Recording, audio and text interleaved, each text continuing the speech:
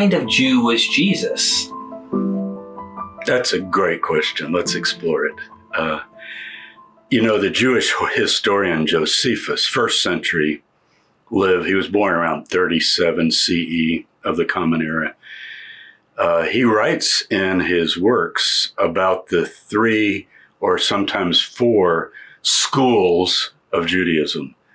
That's probably the best way to translate it. Sometimes sects, S-E-C-T-S.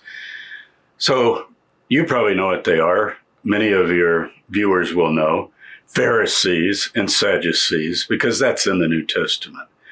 And then particularly since the Dead Sea Scrolls were found, Essenes, and then Zealots. And what he says is the Zealots are really not a separate school. They're very much like the Pharisees in their outlook and view of the Jewish faith, but they're more militant and actually want to overthrow Roman occupation in the first century by gathering arms and doing what we call guerrilla warfare. So the question is, where does Jesus fit in? Now, there are a number of things I want to point out as we start that question. If you read the New Testament, you would get the idea that his main opponents would be the Pharisees, because they're in the villages and towns. We think they might have had a lot of influence in the hinterlands at the synagogues and local gathering places. And he seems to always fight with them, and they don't like him and so forth.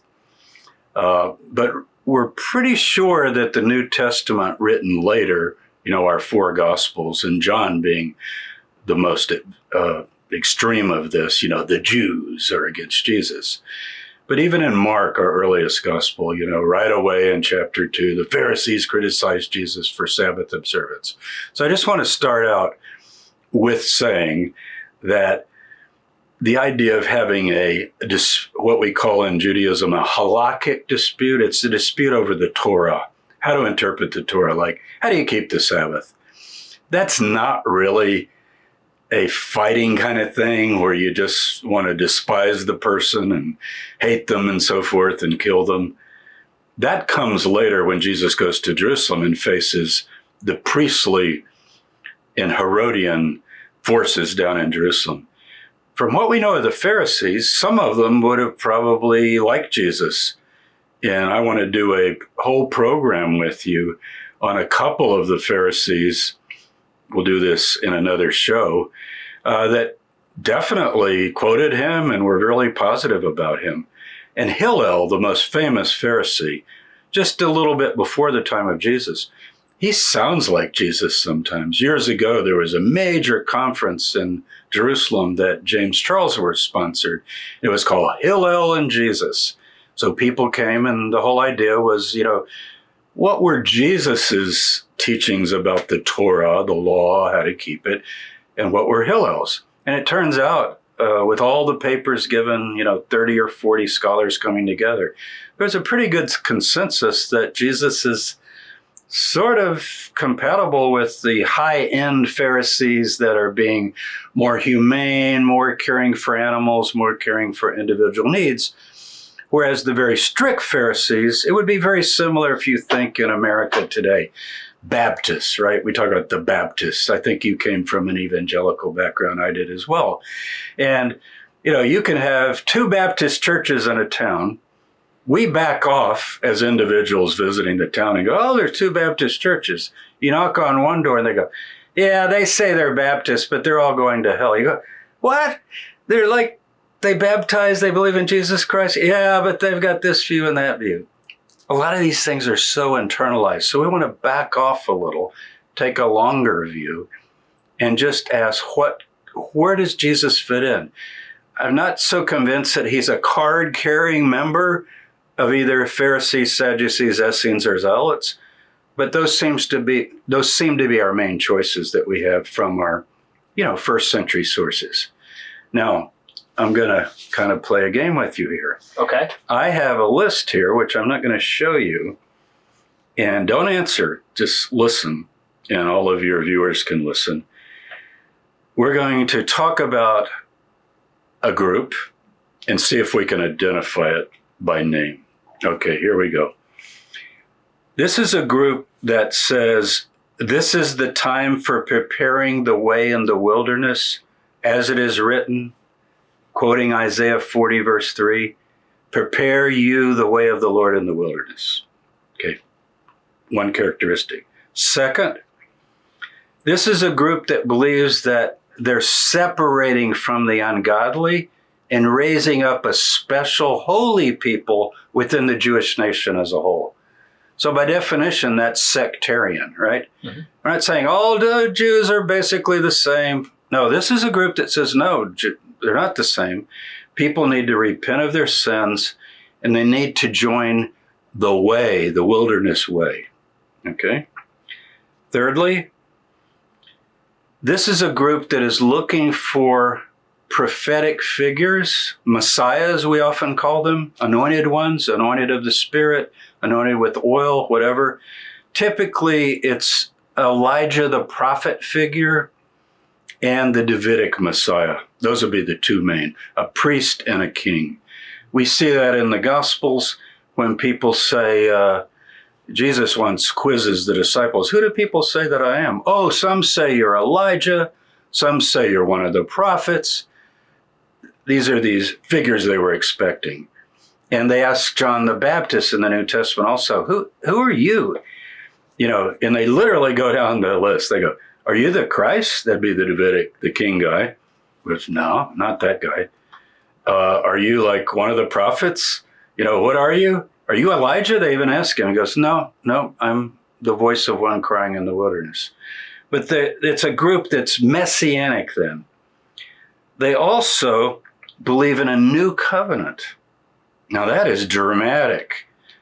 Jeremiah in the Hebrew Bible, Jeremiah 31, verse 31, talks about in the last days, one of the signs of the end times is that God will make a new covenant with Israel and Judah together. So they want to be part of this new covenant. Moses is the first covenant. It's not supersessionism, like replacing in any way the first covenant. Probably a better translation would be a renewed covenant, once again, but now calling together the faithful people of the end times. So they're very apocalyptic. They also practice mikvah, water purification rites, but this group is different. This group believes that when you go down into the water, your sins are cleansed, not by the water, but the symbolism of going in the pool of water or a river. John the Baptist, for example, is in the Jordan River, that God will cleanse you from your sins because you repented. So it's actually the Baptists have said for years, baptism is the outward sign of an inward grace. That's a famous Baptist phrase, meaning the water doesn't do it. Same thing. This particular group I'm talking about, this mystery group, this group is very against the temple in Jerusalem. They think it's very corrupt.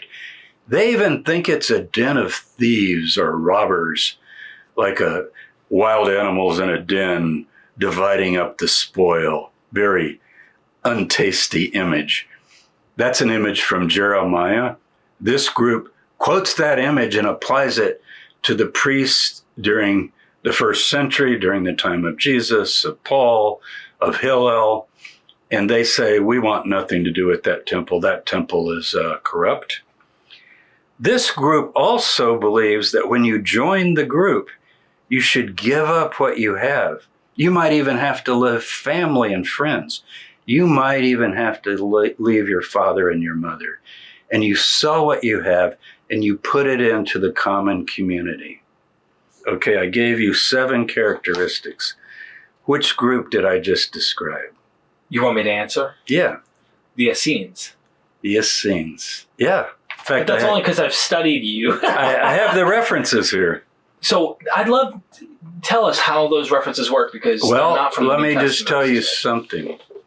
Every one of those 7 also apply to the Jesus movement. Mm-hmm. So, I've answered the question.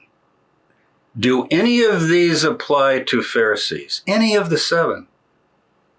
I can't think of a single one of the 7 Pharisees aren't preparing the way in the wilderness, doing the mikvah for salvation, talking about, we have no record. The Mishnahs are main, reference for the Pharisees, even though it's written later, or the Tosefta, which is a bit earlier than the Mishnah. Nothing like this. Right. Sadducees, are you kidding me? I didn't add other details. They believe in the resurrection of the dead. They believe in eschatology. They believe in the end of time. They're apocalyptic. Let me just give you a summary with this phrase. They are an apocalyptic, wilderness, messianic, new covenant, baptizing, anti-temple, communal living group. There you go. Also applies to the Jesus movement. Now, if zealots aren't like that, and Pharisees aren't like that, and Sadducees, but Essenes so-called are, that's assuming that within the Dead Sea Scrolls and Josephus' description of the Essenes, we can put those together and come up with a composite. It's not completely sound because Josephus presents them more as a philosophical sect. He's trying to please his Roman readers. But still, he does mention specific things, like they dip in water, and we find in the Dead Sea Scrolls, the same kind of teaching about in the community rule and so forth. However, so it's Jesus and Essene. A lot of people have thought that, the Dead Sea Scrolls, he's so similar. Let me tell you something. He couldn't be more different than this group, because the core of this group is not those things. It's the interpretation of the Torah. And they are so strict. Several examples are even in the Gospels. For example, if a lamb, an animal, let's say a little lamb, falls into a well. Wells are, deep. And it's a dry well. Let's say it's not going to drown, but it's down there. Breaks its leg or whatever. And it's crying and crying, and it's the Sabbath day. What are you supposed to do? This is in the community rule. The Dead Sea Scroll, it tells you, what can you do on the Sabbath? You cannot help that lamb out until after the end of the Sabbath. So God forbid, if it fell in the well Friday at sunset, it's got 24 hours of suffering. Probably don't die, but, after the Sabbath, you don't want to break the Sabbath.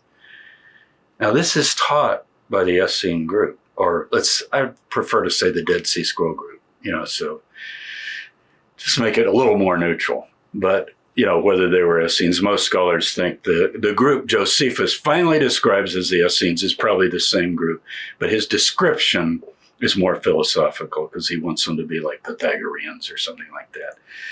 Anyway, what does Jesus say? He actually brings that up. He says, he's talking to Pharisees, and he says, is there anyone here, and it's in a synagogue setting, who would not help an animal that falls into a well on the Sabbath? And the answer in Greek is like, there's not anyone here who wouldn't do that, is there? So he's completely disagreeing with that. Also, there are a lot of discussions about ritual impurity. The group at Qumran, would they touch a leper, and say, be healed?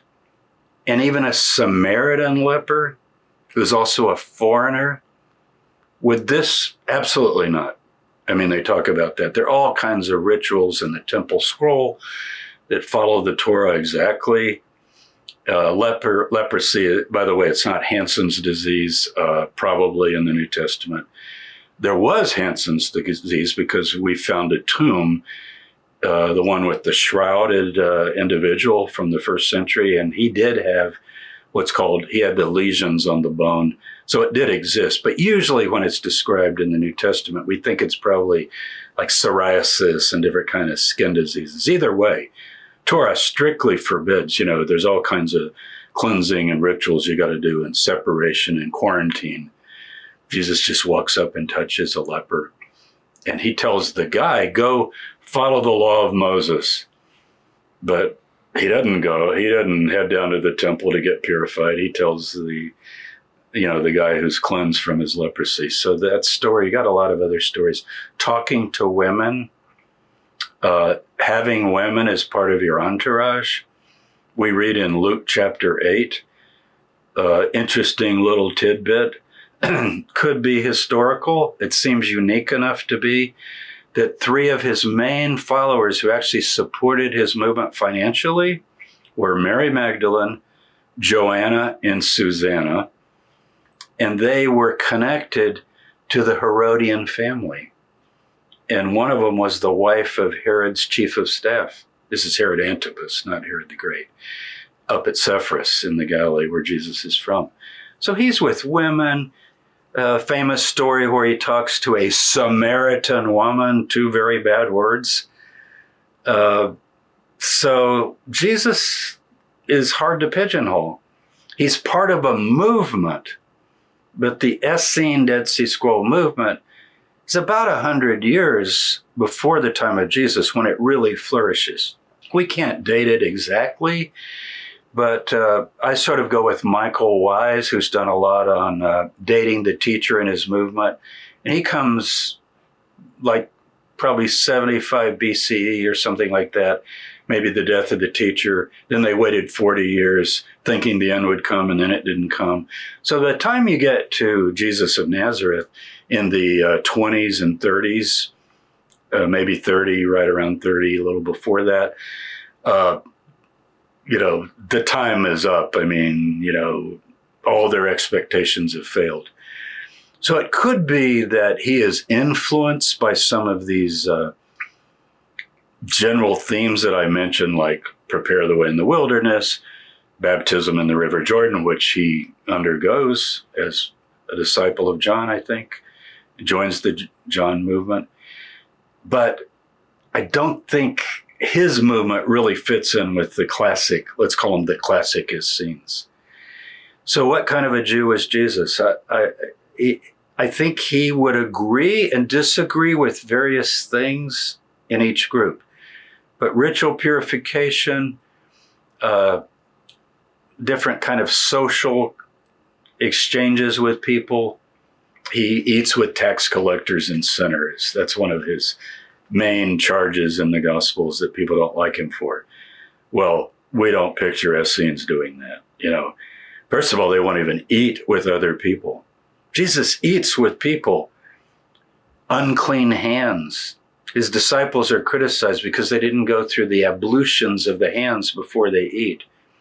And he's like, I don't think that really matters. Now, it's not in the Torah, by the way. This is tradition. It's called minhag. It means this oral tradition of Pharisees, and also the Qumran group had these oral traditions from their teacher. And Jesus says, that's not really important. What goes into a person's mouth isn't what defiles or anything external. It's what comes out of the heart. So we had this, that sounds a lot like Hillel, by the way. Hillel, the famous story where he talks to a Gentile. And after his opponent, Shammai, who's also a Pharisee, had run the guy off and beaten him with sticks because the poor Gentile had said, I don't have a lot of time, but could you maybe teach me the Torah while I'm standing on one foot? Now, that is hyperbole, because how long can you stand on one foot? But what he said is, give me the Cliff Notes version, we'd say today. It's a big book, 613 commands, but could you sum it up for me maybe? And Shammai is very conservative. He's so offended. I'm not going to teach you. You're not interested. Clearly, you got to spend years learning the Torah. It comes to Hillel. Hillel says, yeah, I can do it while you stand on one foot. Picture him going, go ahead, stand on one foot. You ready? Love God with all your heart. Love your neighbor as yourself. The rest is commentary. Wait a minute. Did I quote Hillel or Jesus? I quoted both. Hillel said it first, though. So he's a Pharisee, kind of, or a Hillel Pharisee. But I just read all these other things that have nothing to do with Hillel isn't preparing the way in the wilderness. I have no indication that he's particularly apocalyptic. Never says anything about, we're ready for the new covenant, and so forth, you see. So I think when we talk about what kind of a Jew is Jesus, we can't actually pigeonhole him, but we can describe him in the light of these kind of very rich descriptions of the other group and try to see where he lands. Now, there is a challenge in doing this because we're reading later accounts written 70, 80, 90, even 100 CE, where people are reflecting back on the Jesus they want to remember. So one of the things we have to do is sift through the sayings of Jesus and try to see what might be reflecting more the later post-70s when the temple was destroyed. So maybe some of that might not go back to the historical Jesus. But many scholars who've worked with the sayings of Jesus, my teacher Norman Perrin at the University of Chicago, John Dominic Crossan, I would name Dale Allison has done a lot of work on this to try to distill what the earliest body of material, Paula Fredrickson, those are the people I name as maybe doing the best work on recovering the teachings of the historical Jesus. I think we got a pretty good shot at thinking about what he was all about. And you really can't pigeonhole him very easily into one of these schools. But I do think it's worth noting that he's like almost all the groups in certain ways. Sadducees are probably a stretch because from what we know about them, and we're not even sure of all that they think, but they seem to be more Epicurean-like in the sense that they're not particularly worried about death and afterlife and so on. For your viewers, I want to note there are two books in the Apocrypha. I hate that it's called that. This is, basically meaning false writings or whatever. It's not as bad as pseudepigrapha, which is really bad, but Apocrypha. Roman Catholics have these books in their Bibles. So if any of your people listening are Roman Catholic, they can just get out their Catholic Bible and read. But you've got the Wisdom of Solomon and then a book by Jesus, but not Jesus of Nazareth, Jesus ben Sirach. So we used to call it Ben Sirach and the Wisdom of Solomon. Those two books preserve for us two of the ancient views in their kind of a more developed form. So when you read Ben Sirach, it's very much the old, almost Sadducean view, which is the view of Job and his friends. Not Job, but his friends. They go, look, if bad things happen to good people, it's because the good people probably have some secret sins because God is just. And in the end, it's all going to work out. And every single thing that ever happens in the universe is controlled by God. It's all perfectly just. You just can't see the mosaic. You got to back off. God has his plan. But they don't think there's afterlife, you see. And you go to the Wisdom of Solomon, it sounds like Plato wrote it. I mean, it's very Jewish, but it's Platonic philosophy. The souls are immortal, and wicked people say that when you die, you're extinguished like a flame. It's the very Epicurean view, and your soul just dissipates in the cosmos. So Jesus I don't think he would identify with the Sadducees, because he's very much, I think, an eschatological apocalyptic guy. I mean, I go with Schweitzer there. I go with some of the Crossan and Ehrman and Allison and Fredrickson all have their differences on those things that we have to iron out, but still, he's different enough, he's unique enough to kind of stand out. So, ask me the question again, what kind of a Jew was Jesus? I don't think he carried any ID card, but he probably is most identified with what I would call the prophetic vision of Micah, Amos, Hosea, 2nd Isaiah, Jeremiah. He seems to literally be immersed in these books. And many of the things that he says, I'm not talking about to fulfill prophecy like Matthew. Oh, he's born in Bethlehem. Look, nothing like that. I'm talking about deep teachings, like quoting Jeremiah and saying God never wanted sacrifice and that this is a den of robbers and things like that. He seems to be drinking in, God looks at the internal, not the external. And what about mercy, justice, and judgment? These are the main things to emphasize. He says things like that. But he also thinks the end is near. And he proposes to some people that maybe you wouldn't even get married, and that getting pregnant and having babies might not be the time.